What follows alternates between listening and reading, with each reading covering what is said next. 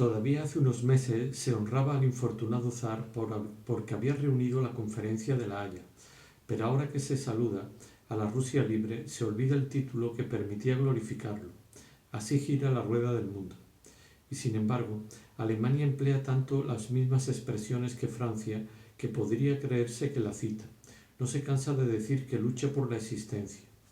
Cuando leo, lucharemos contra un enemigo implacable y cruel hasta que hayamos obtenido una paz que nos garantice de toda agresión en el futuro y para que la sangre de nuestros bravos soldados no haya corrido en vano, o bien, quien no está con nosotros está contra nosotros. No sé si esa frase es del emperador Guillermo o de Monsieur Poincaré, porque con algunas variantes la han pronunciado 20 veces uno y otro, si bien debo admitir a decir verdad que ha sido el emperador en este caso quien ha imitado al presidente de la República. Quizá Francia no habría tenido tanto empeño en prolongar la guerra si hubiera seguido siendo débil, pero sobre todo Alemania tal vez no habría tenido tanta prisa por terminarla si no hubiera dejado de ser fuerte, de ser tan fuerte, porque fuerte ya verá usted que sigue siendo. Había adquirido la costumbre de gritar muy fuerte al hablar, por nerviosismo, por buscar salida a impresiones de las que, por no haber cultivado nunca ningún arte, tenía necesidad de desembarazarse como un aviador de sus bombas, aunque fuera en pleno campo, allí donde sus palabras no alcanzaban a nadie, y sobre todo en sociedad, donde también caían al azar y donde lo escuchaban por esnovismo, por confianza, y puede decirse que a la fuerza, si no por miedo, tanto era lo que tiranizaba a sus oyentes. En los bulevares aquella arenga era además una señal de desprecio hacia los transeúntes, ante los que no bajaba la voz como tampoco se hubiera apartado de su camino. Pero allí desentonaba, sorprendía y sobre todo hacía inteligibles a más de uno que se volvía palabras que hubieran podido hacernos detener por derrotista. Se lo hizo observar a Monsieur de Charlus sin conseguir otra cosa que excitar su hilaridad. Admita que sería divertido, dijo. Después de todo, añadió, nunca se sabe, cualquiera de nosotros arriesga cada noche a figurar en la crónica de sucesos del día siguiente. En última instancia, ¿por qué yo no habría de ser fusilado en los fosos de Vincennes? Eso mismo le sucedió a mi tío abuelo, el duque de Enghien. La sed de sangre noble enloquece a cierto populacho que en este punto se muestra más refinado que los leones. Como sabe, a estos animales les bastaría para arrojarse sobre ella que Madame Verdurin tuviera un arañazo en la nariz, en eso que en mi juventud habríamos llamado su berenjena, y se echó a reír a mandíbula batiente como si hubiéramos estado solos en un salón.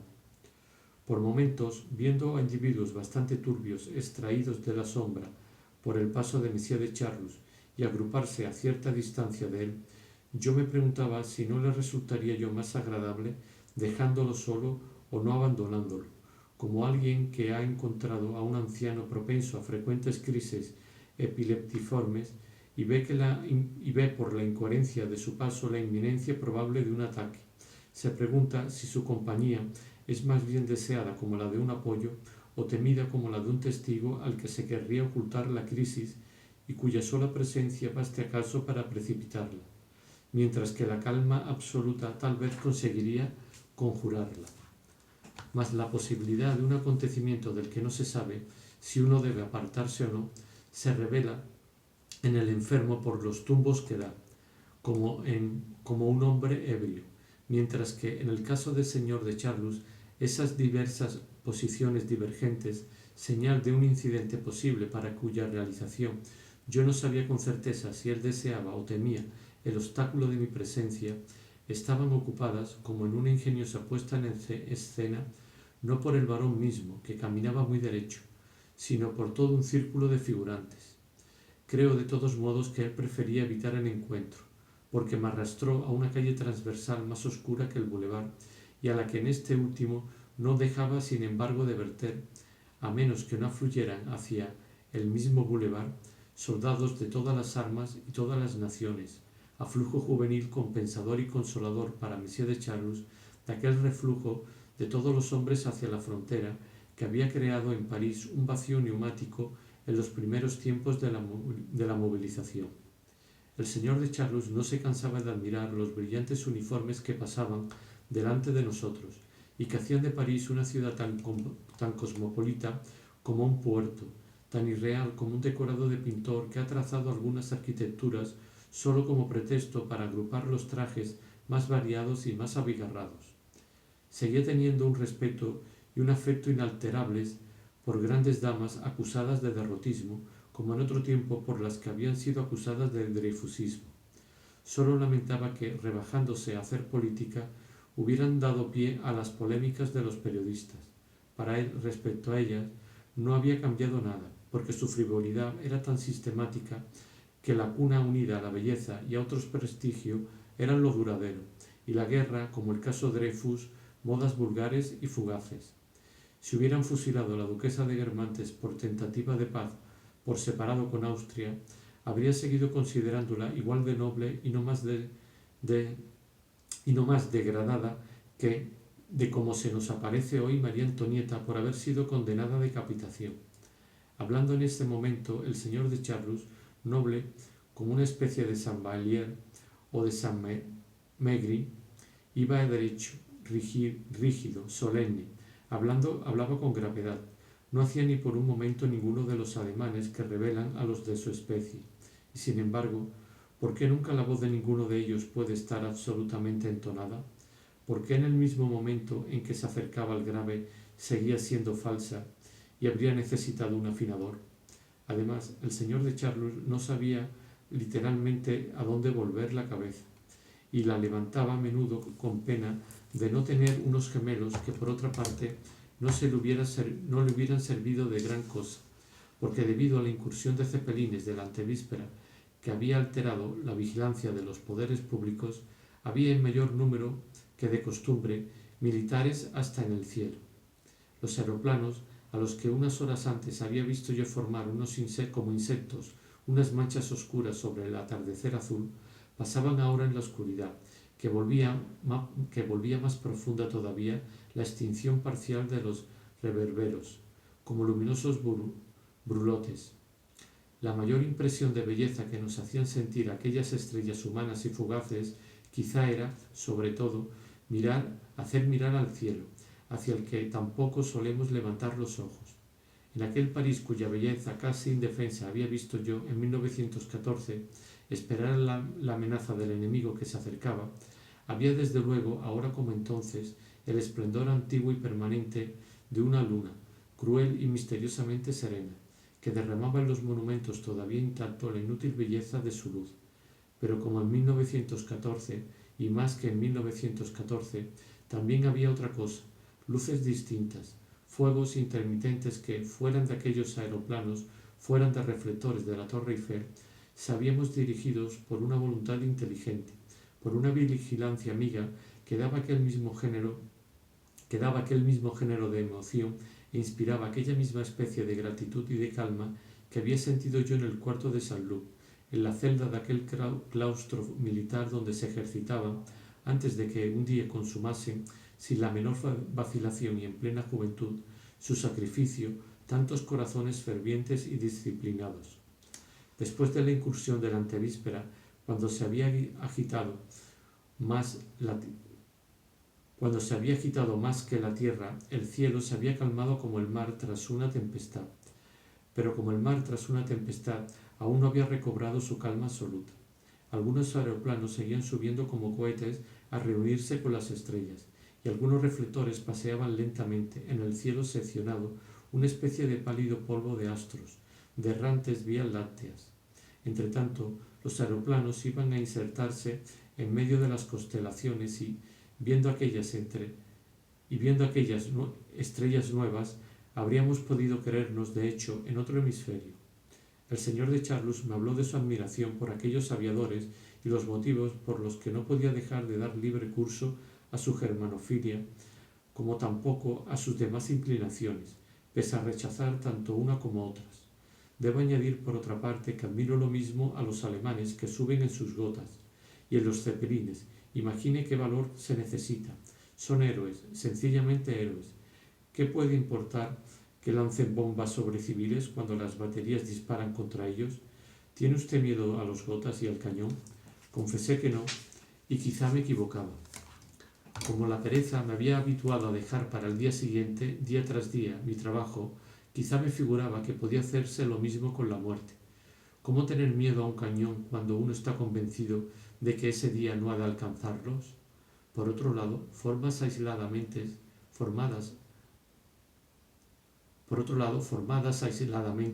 estas ideas de bombas lanzadas, de muerte posible, no añadían nada trágico para mí a la imagen que me hacía del paso de las aeronaves alemanas, hasta que de una de ellas, zarandeada, segmentada a mis ojos por las oleadas de niebla de un cielo agitado, hasta que de un aeroplano que, a pesar de saberlo mortífero, yo imaginaba exclusivamente estelar y celeste, hubiera visto una noche el gesto de la bomba lanzada hacia nosotros, porque la realidad original de un peligro solo se percibe en esa cosa nueva, irreductible a lo que ya sabemos, que se llama impresión, y que muchas veces, como fue entonces el caso, queda resumida en una línea que describía una intención, una línea en la que había la potencia latente de un cumplimiento que la deformaba, mientras en el puente de la Concorde, en torno al aeroplano amenazador y acorralado, y como si se hubieran reflejado en las nubes las fuentes de los Campos Elíseos,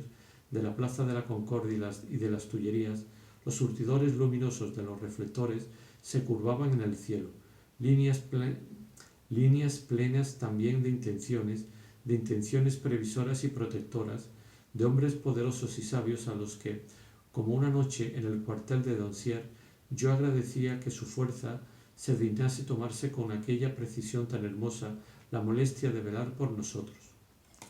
La noche era tan bella como en 1914, y París estaba amenazado como entonces.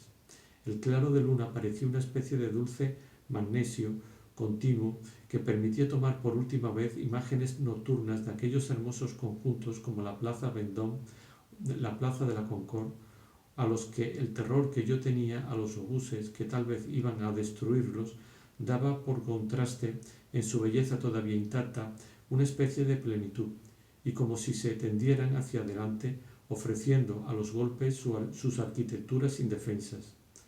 ¿No tiene miedo?, me repitió Monsieur de Charlus. Los parisienses no se dan cuenta. Me dicen que Madame Verdurin da reuniones todos los días. Solo lo sé porque lo he oído decir. Yo no sé absolutamente nada de ellos. He roto por completo, añadió bajando no solo los ojos como si hubiera pasado un telegrafista, sino también la cabeza, los hombros, y alzando el brazo con un gesto que significaba: si no, yo me lavo las manos. Al menos no puedo decirle nada, aunque yo no le preguntase nada. Sé que Morel sigue yendo mucho, me dijo.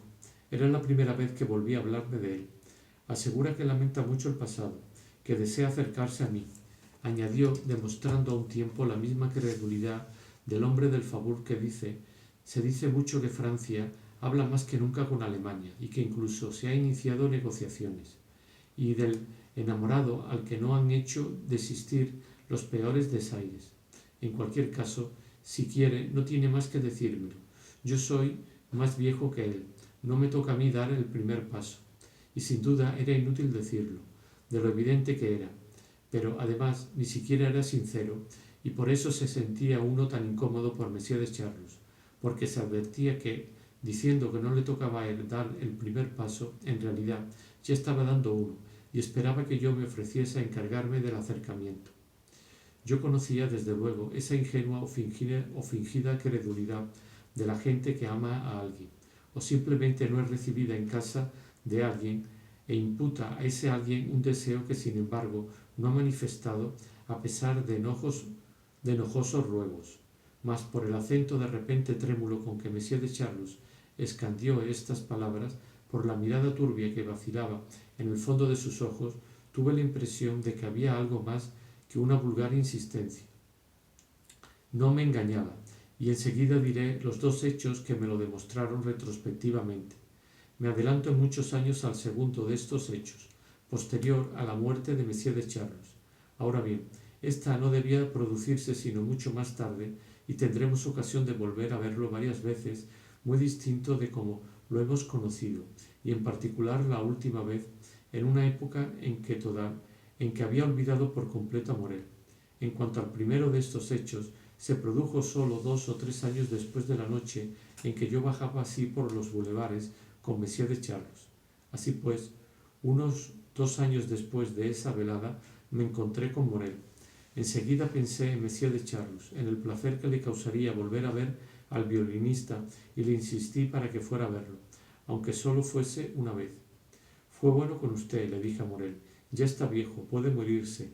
Hay que liquidar las viejas rencillas y borrar las huellas de la ruptura. Morel pareció estar enteramente de acuerdo conmigo en cuanto a una reconciliación deseable, pero se negó no menos categóricamente a visitar ni una sola vez a Monsieur de Charlus. Hace mal, le dije. ¿Es por testarudez, por pereza, por maldad, por amor propio mal entendido, por virtud? Tenga por seguro que no será atacada. ¿Por coquetería? Entonces el violinista, torciendo el gesto para una confesión que sin duda le costaba mucho, me respondió estremeciéndose: no, no es por nada de todo eso. La virtud me importa un bledo. La maldad, al contrario, empiezo a compadecerle. No, no es por coquetería, sería inútil. Tampoco por pereza. Paso días enteros mirando las musarañas. No, no es por nada de todo eso. No se lo diga nunca a nadie, y soy un loco por decírselo. Es por miedo. Todos sus miembros se echaron a temblar. Le confesé que no lo comprendía. No, no me pregunte, no hablemos más. Usted no lo conoce como yo. Puedo decir que no lo conoce en absoluto. Pero, ¿qué daño puede hacerle? Por otro lado, tratará de no hacérselo. Sobre todo, dado que ya no habrá ningún rencor entre ustedes. Además, en el fondo usted sabe que es muy bueno. Diablos, ya lo creo que es bueno, y delicado, y recto. Pero déjeme, no me hable más de eso, se lo suplico. Es vergonzoso decir tengo miedo. El segundo hecho es posterior a la muerte de Monsieur de Charlus. Me trajeron algunos recuerdos que me había dejado y una carta con triple sobre, escrita por lo menos 10 años antes de su muerte. Pero había estado gravemente enfermo, había tomado sus disposiciones, luego se había restablecido antes de caer más tarde en el estado en que habremos de verlo el día de una matiné en casa de la princesa de Guermantes. Y la carta, que estaba en una caja fuerte con los objetos que legaba a varios amigos, se había quedado allí 7 años, 7 años durante los cuales había olvidado a Morel por completo. La carta, escrita con una letra fina y firme, estaba concebida así: mi querido amigo, las vías de la providencia son desconocidas. A veces se vale del defecto de un ser mediocre para impedir que falte la supereminencia de un justo. Usted conoce a Morel, de dónde salió, a qué cima quise elevarlo, es decir, a mi nivel. Sabe que él prefirió volver no al polvo y a la ceniza de donde todo hombre, es decir, el verdadero fénix, puede renacer, sino al fango donde se arrastra la víbora. Se dejó caer, lo cual me preservó a mí de decaer. Como sabe, mis armas contienen la divisa misma de nuestro Señor: inculcabis super leonem et aspide, con un hombre bajo cuyas plantas están representados como soporte heráldico un león y una serpiente. Y si he podido hallar así al propio león que yo soy, ha sido gracias a la serpiente y a su prudencia, a la que con demasiada ligereza acabo de llamar un defecto, porque la profunda sabiduría del Evangelio hace de ella una virtud, por lo menos una virtud para los demás. Nuestra serpiente de silbidos es otro tiempo armoniosamente modulados, cuando había un encantador, por lo demás muy encantado. No era sólo musical y reptil, tenía la cobardía incluso de esa virtud que ahora tengo por divisa, la prudencia. Fue esa divina prudencia la que le hizo resistirse a los llamamientos que encargué que le transmitieran para que volviese a verme. Y no tendré paz en este mundo ni esperanza de perdón en el otro, si no se lo confieso a usted. Él fue en esto el instrumento de la sabiduría divina, pues yo había resuelto que no saliera vivo de mi casa. Era preciso que uno de nosotros dos desapareciese. estaba decidido a matarlo. Dios le aconsejó la prudencia para preservarme de un crimen. No me cabe duda de que la intercesión del arcángel Miguel, mi santo patrón, jugó en ello un gran papel, y le ruego que me perdone por haberle olvidado tanto durante muchos años y haber respondido tan mal a las innumerables bondades que me ha demostrado, muy especialmente en mi lucha contra el mal. Debo a ese servidor de Dios, lo digo en plenitud de mi fe y mi inteligencia, que el Padre Celestial haya inspirado a Morel que no viniera a verme. Por eso ahora soy yo el que me muero, su devoto y fiel amigo, Semper Ide, P.G. Charlus. Entonces comprendí el miedo de Morel. Bien es verdad que en aquella carta había mucho orgullo y mucha literatura, pero la confesión era verdadera, y Morel sabía mejor que yo que el lado casi loco que Madame de Guermantes encontraba en su cuñado no se limitaba, como yo había creído hasta entonces, a ciertas apariencias momentáneas de rabia superficial e inoperante. Pero es necesario volver atrás. Voy bajando los bulevares al lado de Monsieur de Charlus, que acaba de tomarme como vago intermediario para unas proposiciones de paz entre él y Morel. Viendo que yo no le respondía, no sé, además, por qué no toca, con el pretexto de la guerra ya no se hace música, pero se baila. Se cena fuera de casa. Las mujeres inventan la hambrina para la piel. Las fiestas llenan lo que, si los alemanes siguen avanzando, tal vez sean los últimos días de nuestra Pompeya. Y eso es lo que ha de salvarla de la frivolidad. A poco que la lava de algún Vesubio alemán, sus piezas de marina no son menos terribles que un volcán, vaya a sorprenderlas en su tocador y eternice su gesto interrumpiéndolo, los niños se instruirán más tarde mirando en los libros de clase ilustrados a Madame Molé, que iba a ponerse una última capa de colorete antes de ir a cenar a casa de una cuñada, o a Sostén de Guermantes acabando de pintarse sus cejas falsas. La frivolidad de una época será materia de clase para los brichot del futuro. Cuando por ella han pasado 10 siglos, es materia de la más grave erudición, sobre todo si la han conservado intacta una erupción volcánica o materias análogas a la lava proyectada mediante bombardeo. ¿Qué documentos para la historia futura? Cuando gases asfixiantes análogos a los que emitía el Vesubio y derrumbamientos como los que sepultaron Pompeya conserven intactos todas las mansiones imprudentes cuyos cuadros y estatuas aún no han sido expedidos para Bayón. Por otra parte, ¿no es ya desde hace un año una Pompeya por fragmentos?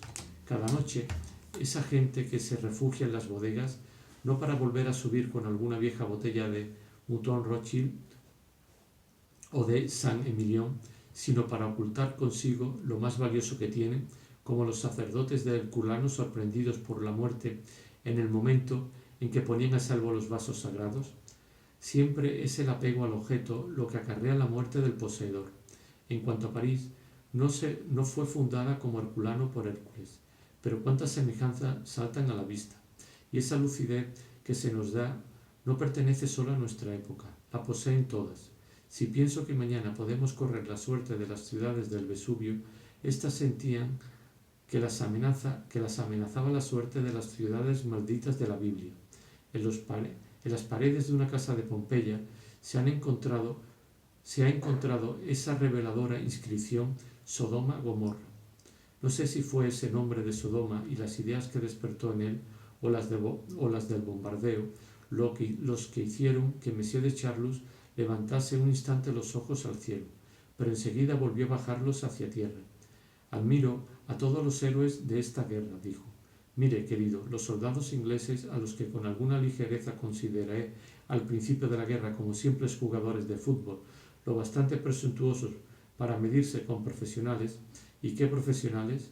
Pues bien, aunque desde el punto de vista estético son simplemente atletas de Grecia, oye usted bien, de Grecia, querido amigo, son los jóvenes de Platón, o más bien espartanos. Tengo amigos que han ido a Rouen, donde está su campamento. Han visto maravillas, puras maravillas de las que no se tiene idea. Ya no es Rouen, es otra ciudad. Evidentemente también está la antigua Rouen, con los santos demacrados de la catedral.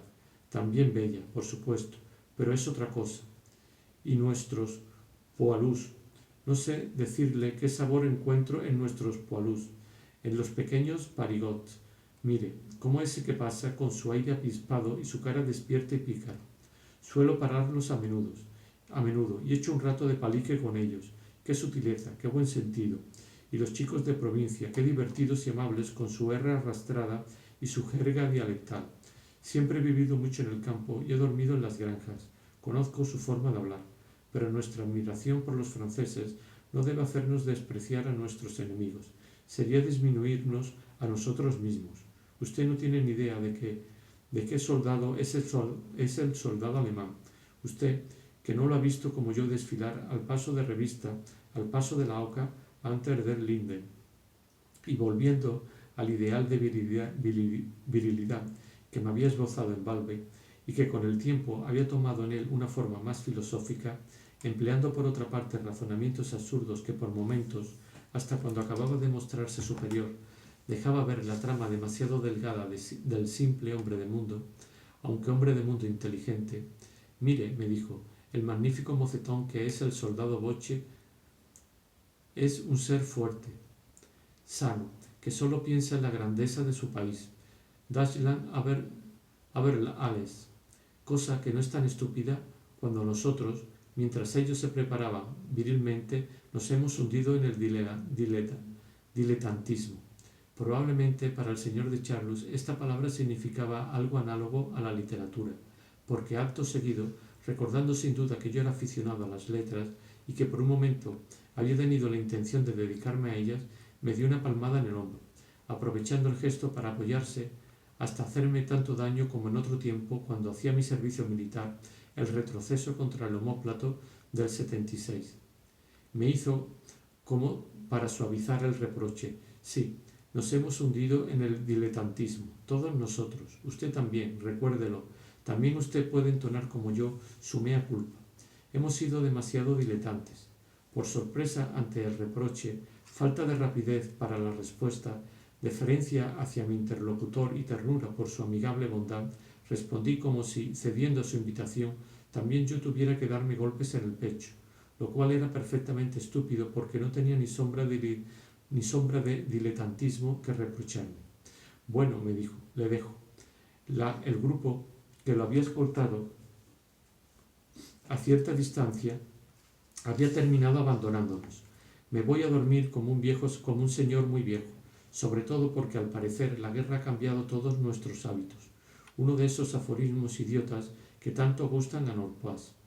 Yo sabía además que, cuando volví a su casa, M. de Norpois no por ello dejaba de estar en medio de soldados, pues había transformado su palacete en hospital militar, obedeciendo por otra parte, estoy seguro, a las necesidades mucho menos de su imaginación que de su buen corazón. Hacía una noche transparente y sin un soplo de aire. Me imaginaba que el Sena, corriendo entre sus puentes circulares, hechos por su plataforma y su reflejo, debía de parecerse al Bósforo, y símbolo de aquella invasión que predecía el derrotismo de Messier de Charlus o de la cooperación de nuestros hermanos musulmanes con los ejércitos franceses, la luna estrecha y recorvada como un cequí, parecía poner al cielo parisiense bajo el signo oriental de la media luna. Por un instante todavía, sin embargo, al despedirse me apretó la mano hasta triturármela, lo cual es una particularidad alemana en las personas que sienten como el varón, y siguió durante unos instantes masajeándola.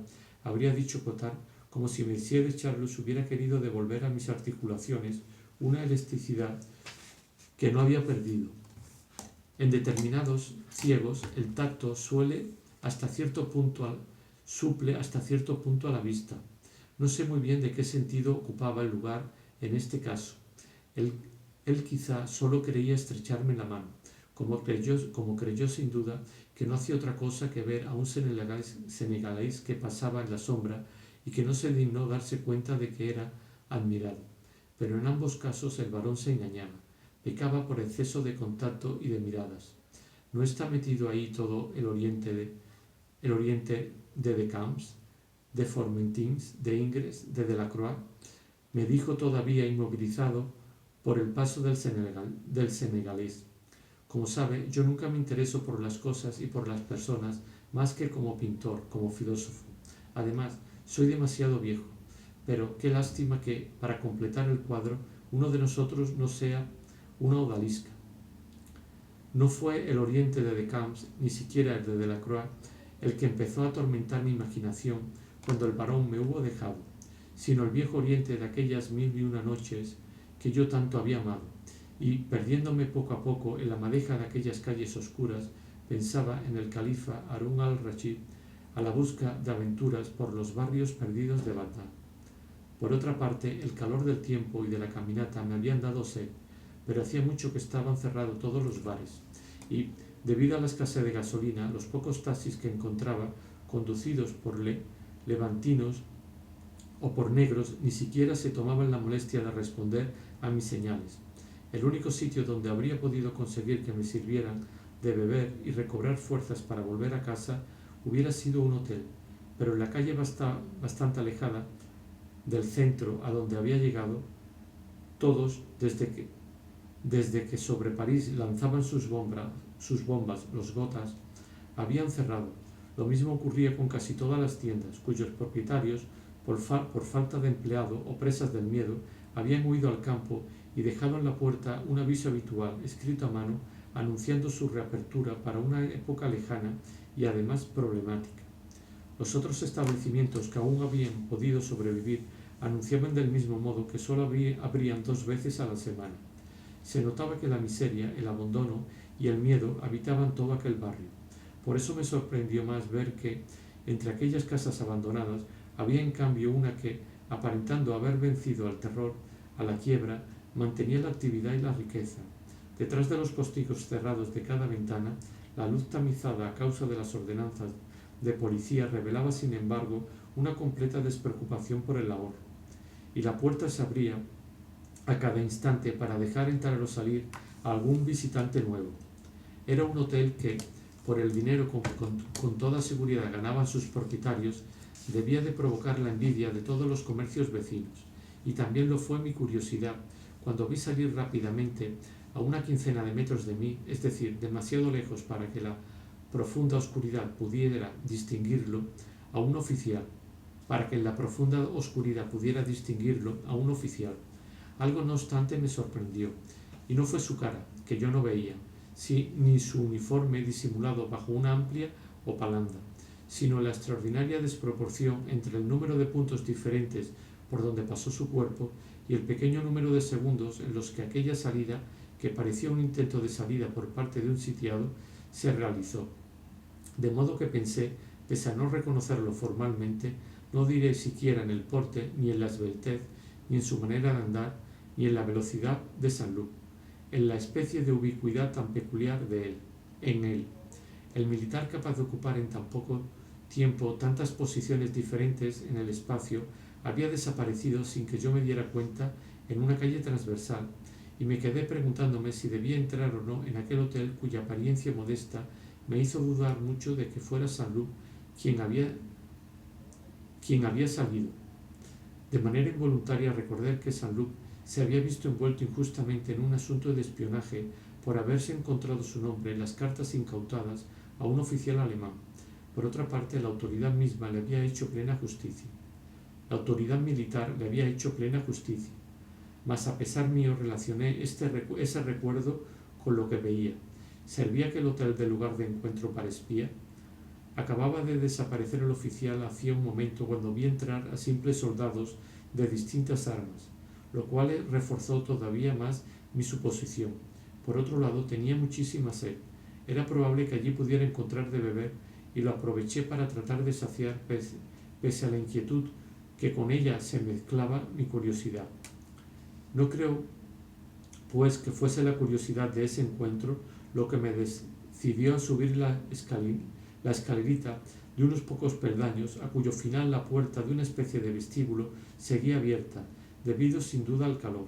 Al principio pensé que esa curiosidad no podría satisfacerla porque, desde la escalera donde permanecía en la sombra, vi a varias personas ir a pedir una habitación a las que se sorprendió que no quedara ninguna, a las que se respondió que no quedaba ninguna, y era evidente que contra ellas solo había una cosa, el no formar parte del nido de espionaje, porque cuando un momento después se presentó un simple marino, se apresuraron a darle la número 28. Pude ver sin ser visto en la oscuridad a varios militares y a 2 obreros que charlaban tranquilamente en una pequeña habitación ahogada, pretenciosamente adornada con retratos en color de mujeres recortados de periódicos y revistas ilustradas. Aquella gente charlaba tranquila, exponiendo ideas patrióticas. «¿Qué remedio? Haremos lo mismo que los camaradas», decía uno. «Ah, ten por seguro que no pienso acabar muerto», respondía, a una enhorabuena que yo no había oído. Otro, que por lo que pude comprender se reincorporaba al día siguiente a un puesto peligroso. Pues vaya, a los 22 años y con 6 meses de servicio siquiera, sería el colmo, exclamaba en un tono que dejaba traslucir, más aún que el deseo de vivir mucho tiempo, la conciencia de razonar bien, y como si el hecho de no tener más de 22 años debiera darle mayores probabilidades de no terminar muerto, y como si debiera de ser algo imposible que lo fuese. «En París es un disparate», decía otro. «Nadie diría que hay guerra. ¿Y tú, Julol, sigues con lo de alistarte?» «Claro que me alisto. Tengo ganas de ir a arrearles unos palos a todos esos cochinos boches». «Pero Joff es un hombre que se acuesta con las mujeres de los ministros. No es un hombre que haya hecho nada». «Es una desgracia oír cosas así», dijo un aviador algo mayor que los otros, y volviéndose hacia el obrero que acababa de hacer oír esa proposición, le aconsejaría que no hable así en primera línea. Los poilus se lo cargarían pronto. La trivialidad de estas conversaciones no me daba muchas ganas de seguir oyendo, y me disponía a entrar o a volver a bajar cuando me vi sacado de mi indiferencia al oír estas frases que me hicieron estremecerme. «Es asombroso. El patrón no vuelve. Demonio. A esta hora no sé. El patrón no vuelve. Demonio. A esta hora no sé dónde va a encontrar cadenas. Pero si el otro ya está atado». «Claro que está atado, pero lo está y no lo está. Si no estuviera atado así, podría desatarme». «Pero el candado está cerrado». «Por supuesto que está cerrado, pero de hecho puede abrirse. Lo que pasa es que las cadenas no son bastante largas. No vas a explicarme a mí cómo se hace. Ayer estuve pegándole toda la noche hasta que la sangre me corría por las manos». «¿Le pegas tú esta noche?» «No, yo no. Es Maurice. A mí me tocará el domingo. Me lo ha prometido el patrón». Ahora comprendí por qué se necesitaban los sólidos brazos del marinero. Si se había alejado a unos pacíficos burgueses, no era desde luego porque el hotel fuese un nido de espías. Allí iba a consumarse un crimen atroz si no se llegaba a tiempo para descubrirlo y hacer detener a los culpables. Sin embargo, todo esto, en aquella noche apacible y amenazada, conservaba una apariencia de sueño, de cuento, y con altivez de justiciero y voluptuosidad de poeta al mismo tiempo, entré deliberadamente en el hotel. Me llevé ligeramente la mano al sombrero, y los presentes, sin moverse de su sitio, respondieron con más o menos cortesía a mi saludo. ¿Podrían decirme a quién debo dirigirme?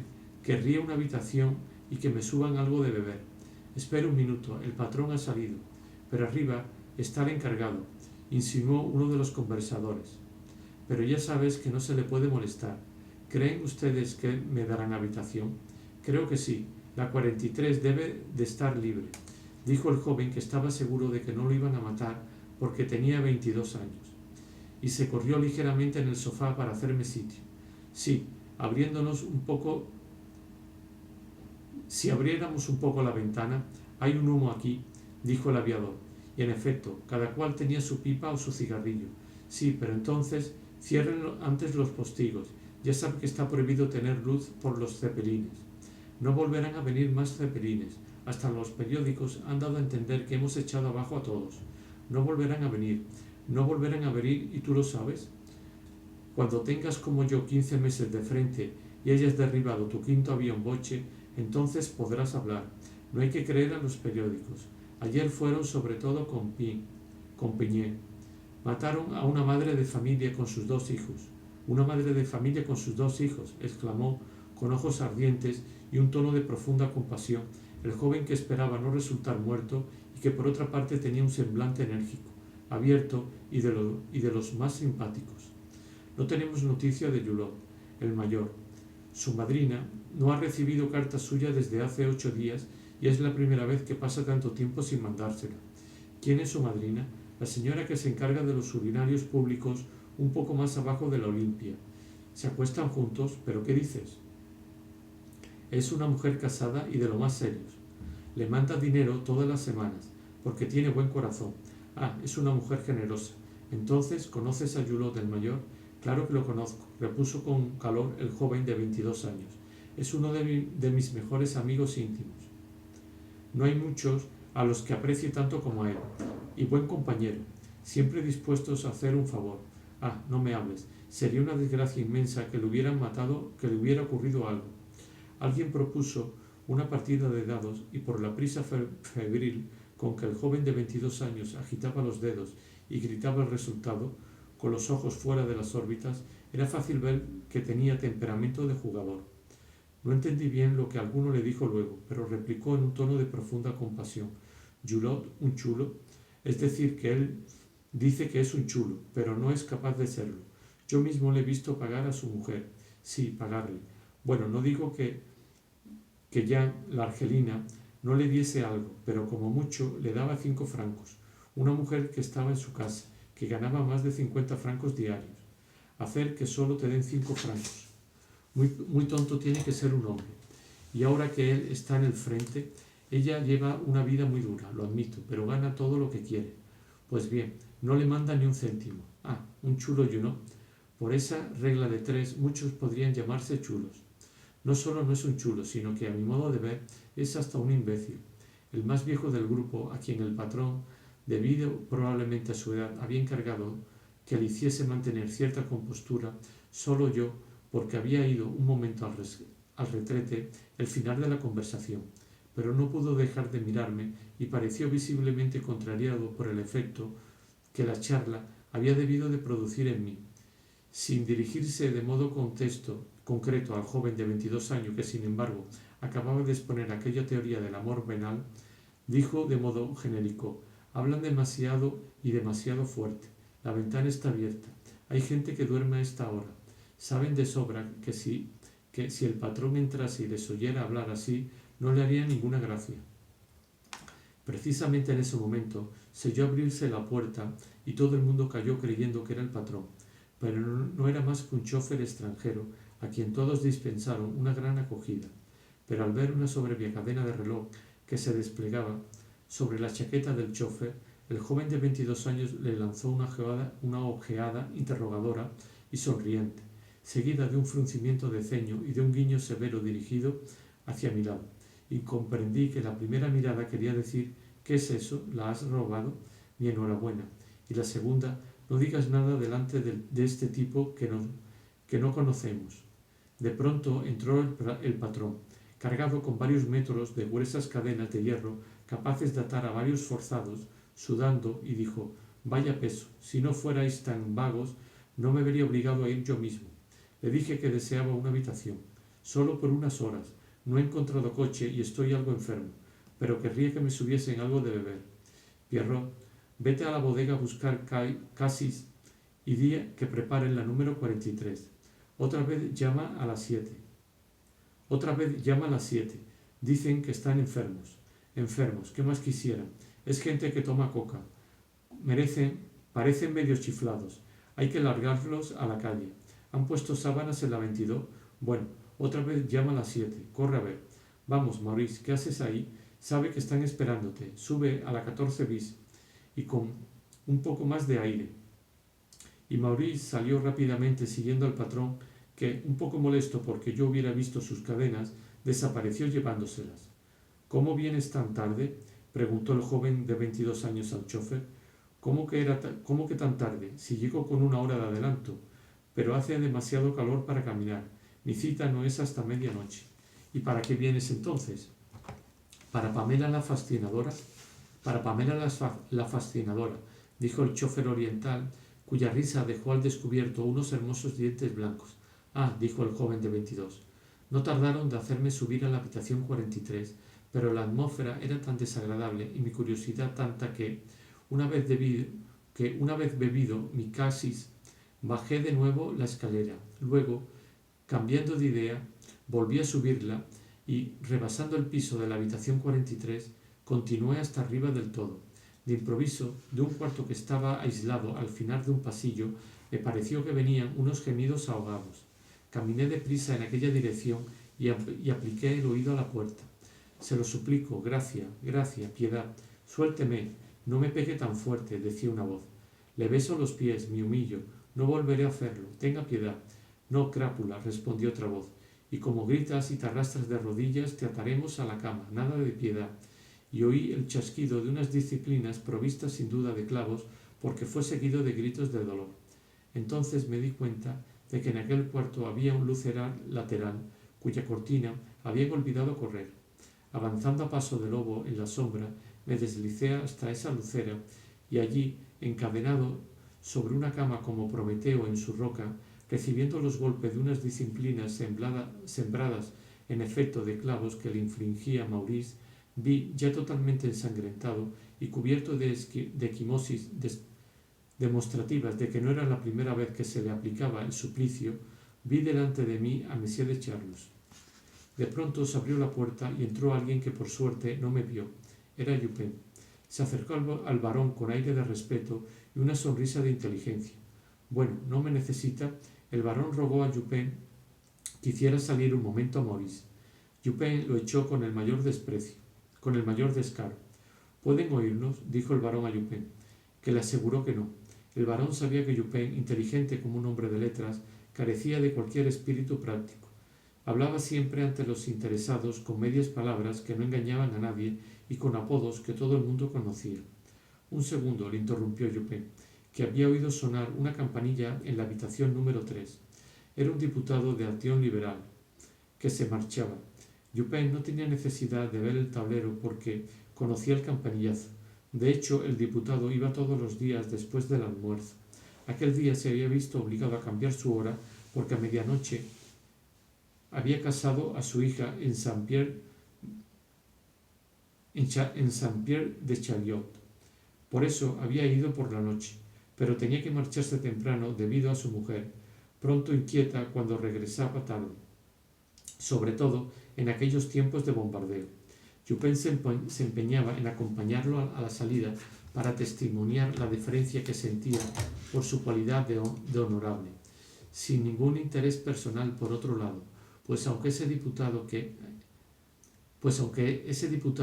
que repudiaba los excesos de la acción francés, de todos modos hubiera sido incapaz de comprender una línea de Charles Maurras o de Léon Daudet, estuviese en buenas relaciones con los ministros, halagados porque los invitaba a sus cacerías, Dupin no se habría atrevido a pedirle la menor ayuda en sus dificultades con la policía.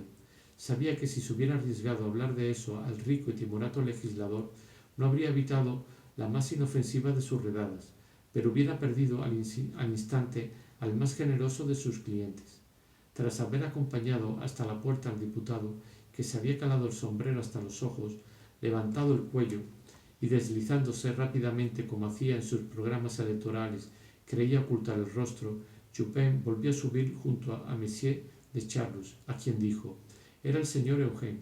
En casa de Dupin, como en las casas de salud, solo se llama a la gente por el nombre de pila, cuidándose de añadir al oído para satisfacer la curiosidad del habitué o aumentar el prestigio de la casa su verdadero apellido.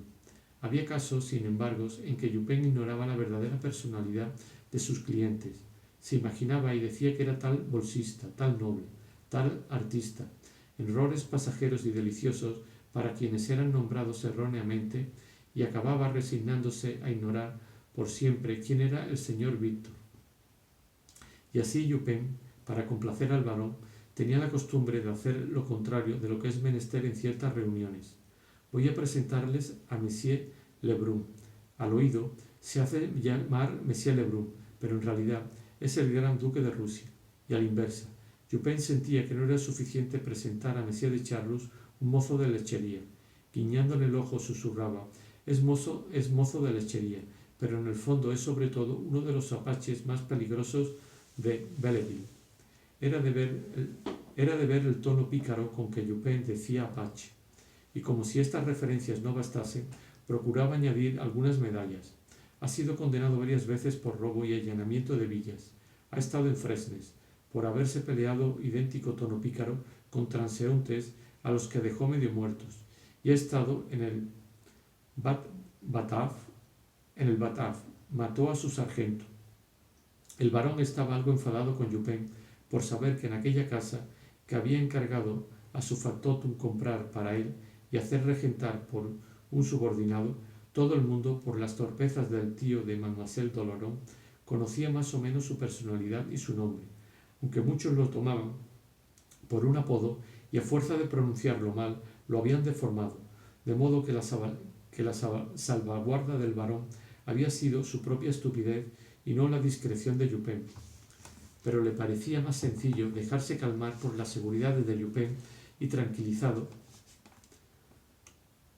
al saber que no podían oírles, el barón le dijo: no querría hablar delante de ese muchacho, que es muy amable y hace lo que puede, pero no lo encuentro bastante brutal. Me gusta su cara, pero me llama crápula como si fuera una lección aprendida. Oh no, nadie le ha dicho nada, respondió Jupin sin darse cuenta de la inverosimilitud de esa afirmación. Además, estuvo envuelto en el asesinato de una portera de la Villette. Ah, eso es bastante interesante, dijo el barón con una sonrisa, pero precisamente tengo aquí al matarife de bueyes, el hombre de los mataderos, que se le parece. Ha venido por casualidad. ¿Quiere probarlo? Ah, sí, encantado. Vi entrar al hombre de los mataderos.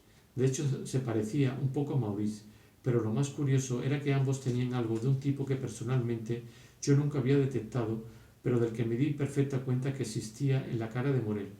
Tenían cierto parecido, si no con Morel tal como yo lo había visto, al menos con cierta cara que unos ojos distintos a los míos, viendo a Morel, habrían podido componer con sus rasgos. Y en cuanto me hube hecho dentro de mí, con rasgos tomados de mi recuerdo de Morel, esa maqueta de lo que podía representar para otro, me di cuenta de que aquellos dos jóvenes, uno de los cuales era un delincuente de joyería y el otro un empleado de hotel, eran vagos sucedáneos de Morel. Debía deducirse que el señor de Charlus, cuando menos en una cierta forma de sus amores, era siempre fiel a un mismo tipo, y que el deseo que lo había llevado a escoger uno tras otros a esos dos jóvenes era el mismo que le había hecho parar a Morel en el andén de la estación de Doncières, que los tres se parecían un poco al efebo cuya forma, engastada en el zafiro que eran los ojos de Monsieur de Charlus, daba a su mirada ese no sé qué tan particular que me había asustado el primer día en Balbec, o que su amor por Morel, tras modificar el tipo que andaba buscando, para consolarse de su ausencia, buscaba hombres que se le pareciesen.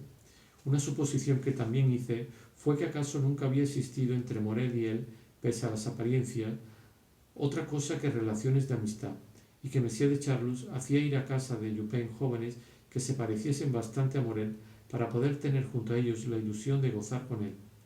Cierto que, pensando en todo lo que Monsieur de Charlus hizo por Morel, esa suposición hubiera parecido poco probable de no saber que el amor nos empuja no solo a los mayores sacrificios por el ser que amamos, sino a veces hasta el sacrificio de nuestro deseo mismo, que por otra parte se satisface con tanta menos facilidad cuanto que el ser que amamos siempre siente que amamos más. Lo que también privaba a semejante suposición de la inverosimilitud que parece tener a primera vista, aunque no corresponda sin duda a la realidad, está en el temperamento nervioso, en el carácter profundamente apasionado de Monsieur de Charlus, parecido en esto al de Saint-Loup, y que al principio de sus relaciones con Morel acaso había jugado el mismo papel, aunque más decente y negativo, que al inicio de las relaciones de su sobrino con Rachel. Las relaciones con una mujer que amamos, y esto puede hacerse extensivo al amor por un joven, pueden resultar platónicas por una razón distinta a la virtud de la mujer o a la naturaleza poco sensual del amor que inspira. Esa razón puede ser que el enamorado demasiado impaciente por el exceso mismo de su amor, no sabe esperar con la debida simulación de indiferencia el momento en que obtendrá lo que desea. Vuelve a la carga una y otra vez. No cesa de escribir a la dama, intenta verla todo el tiempo. Ella lo rechaza. Él se desespera. Desde ese momento ella ha comprendido que si le concede su compañía, su amistad, esos bienes parecerán ya tan considerables a quien ha creído ser privado de ellos, que puede dispensarse de dar más y aprovechar un momento en que él no pueda seguir soportando estar sin verla, en que quiere poner fin a cualquier precio a la guerra para imponerle una paz que tendrá por primera condición el platonismo de las relaciones. Por otra parte, durante todo el tiempo que ha precedido a ese tratado, el enamorado, todo el tiempo ansioso, siente siempre al acecho de una carta, de una mirada, ha dejado de pensar en la posesión física, cuyo deseo le había atormentado al principio, pero que se ha gastado en la espera, y ha dado paso a necesidades de otro orden, más dolorosas además si no se satisfacen. Entonces, el placer que se había esperado el primer día de las caricias se recibe más tarde, totalmente desnaturalizado, en forma de palabras amistosas, de promesas, de presencia que, tras las ansias de la incertidumbre, en ocasiones simplemente después de una mirada enturbiada por todas las nieblas de la frialdad y que aleja tanto a la persona que pensamos que no hemos de volver a verla nunca, traen calmas deliciosas. Las mujeres adivinan todo esto y saben que pueden ofrecerse el lujo de no entregarse jamás a aquellos de los que sienten, si han sido demasiado nerviosos para ocultárselo en los primeros días, el incurable deseo que de ellas tienen. La mujer es demasiado feliz cuando, sin dar nada, recibe mucho más de lo que suelen cuando se entrega. Los grandes nerviosos creen así en la virtud de su ídolo, y la aureola que le ponen alrededor es por lo tanto un producto, pero como vemos, muy indirecto de su excesivo amor. Existe entonces en la mujer lo que existe en el estado inconsciente en los medicamentos engañosos sin saberlos,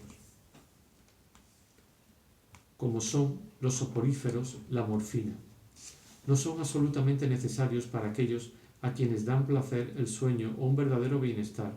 No son estos quienes los habrían comprado a precio de oro, a cambio de todo lo que el enfermo posee, sino esos otros enfermos, por otra parte, quizá los mismos, pero convertidos a unos años de distancia en otros, a los que el medicamento no hace dormir, a los que no causa ninguna voluptuosidad, pero que, mientras no lo tienen, son presa de una agitación que quieren eliminar a cualquier precio, incluso dándose la muerte.